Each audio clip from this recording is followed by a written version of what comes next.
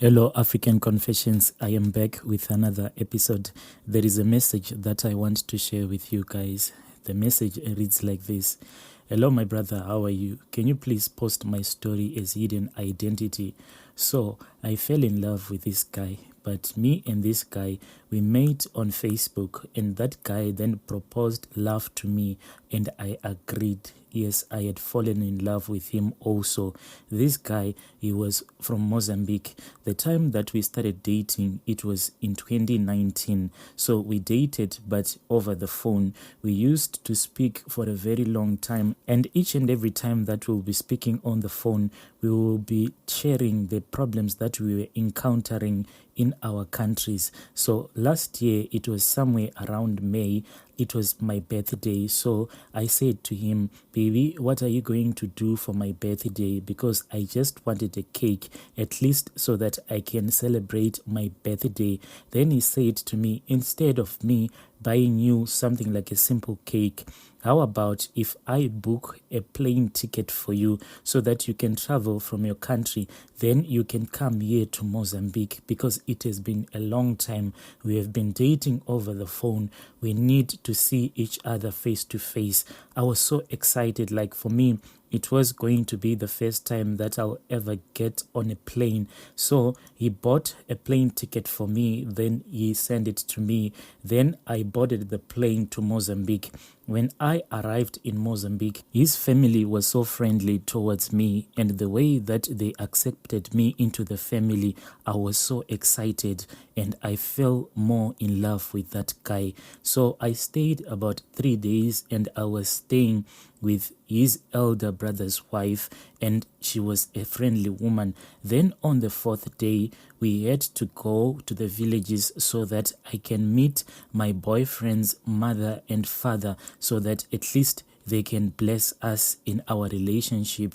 Whilst we were in the village, what surprised me is that his elder brother and his elder brother's wife, sometimes they will leave us home alone so that they can give us space to do, what adults do. So whenever his elder brother and his elder brother's wife would leave us home alone, I would call my boyfriend in the room where I was sleeping with his elder brother's wife, because I was feeling that we need to do the deed before I return back to my country. So whenever I would call him, we would lie on the bed and we would touch each other like romance and stuff. But whenever I would request that I was ready for him and I to have sexual intercourse, he would get off the bed and he would say that it is enough. We need to stop all of this that we are doing.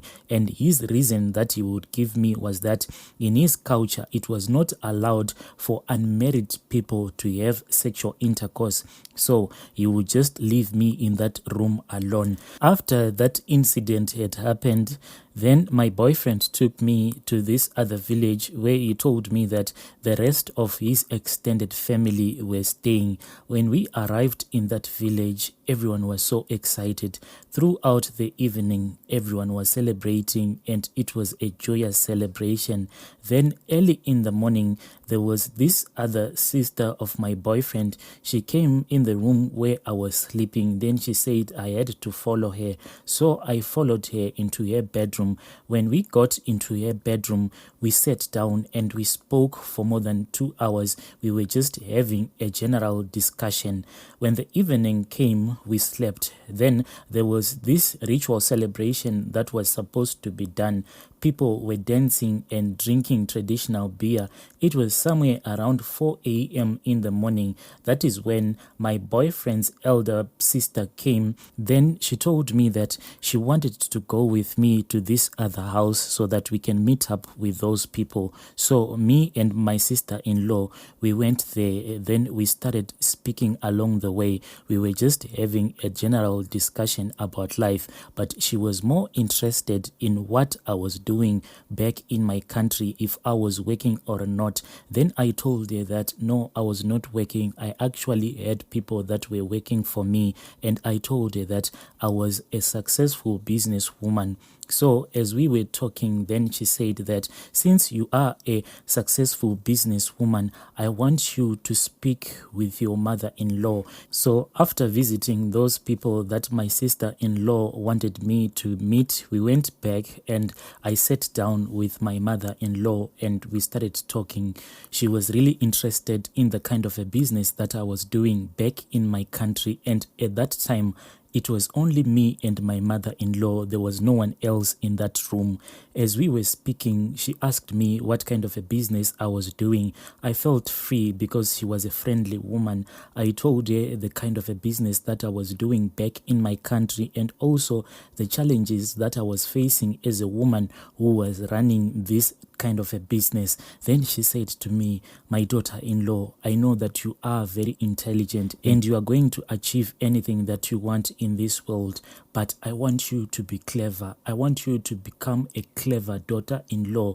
You see, these people that are running all of these successful businesses, the reason why these people run these successful businesses, it is because behind them there are rituals that they do so that they can keep on running those successful businesses. My mother-in-law then said to me the reason why she wanted to assist me, it was because if my business that I was running back in my country, if it becomes more profitable, in turn at least I would help them and give them a helping hand.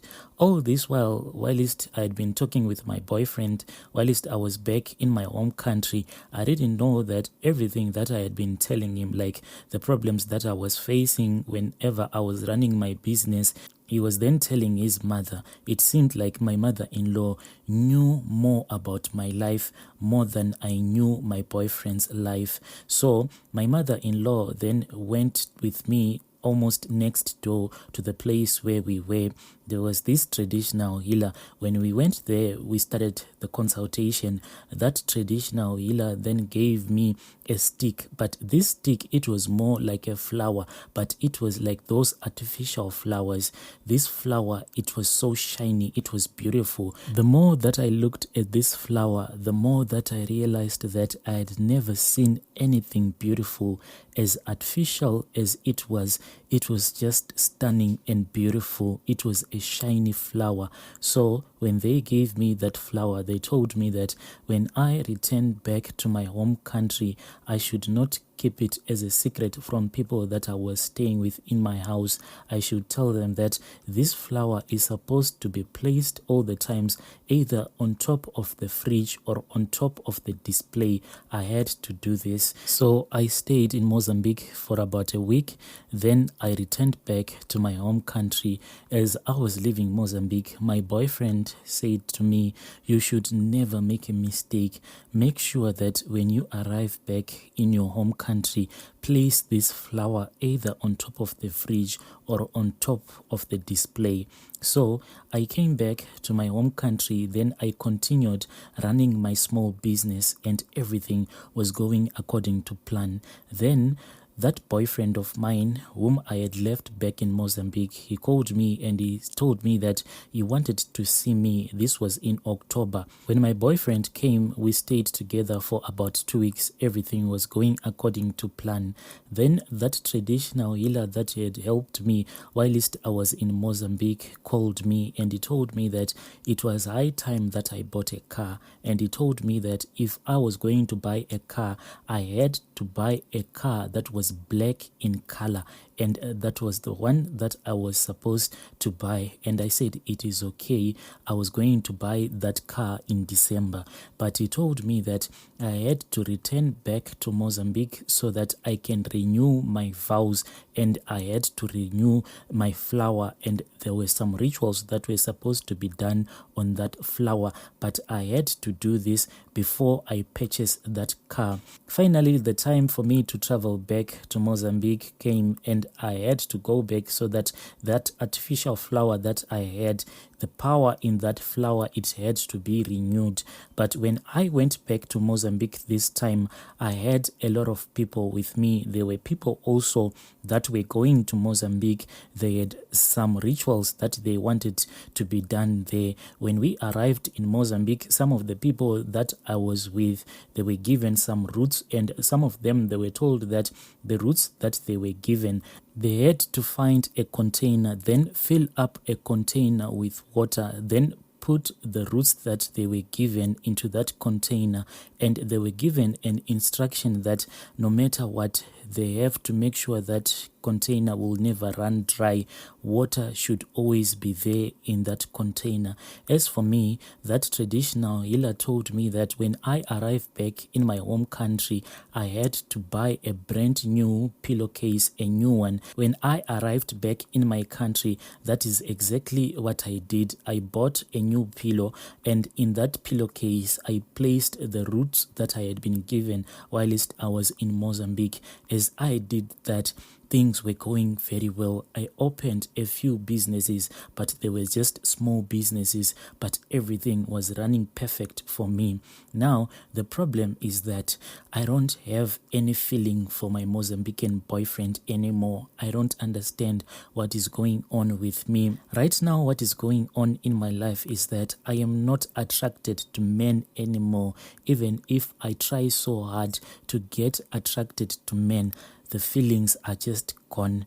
But the problem that is happening to me is that each and every night I dream, and in that dream I will be with a man, and that man will be trying to have sexual intercourse with me. As we are speaking right now, I am actually thinking that I have to tell my Mozambican boyfriend that I don't have feelings for him anymore, and I am thinking of telling him everything that I am going through, but I am afraid that if I tell him, maybe he is going to tell his mother, and maybe if he tells his mother that I don't want to do these rituals anymore, maybe they will do something to destroy my businesses.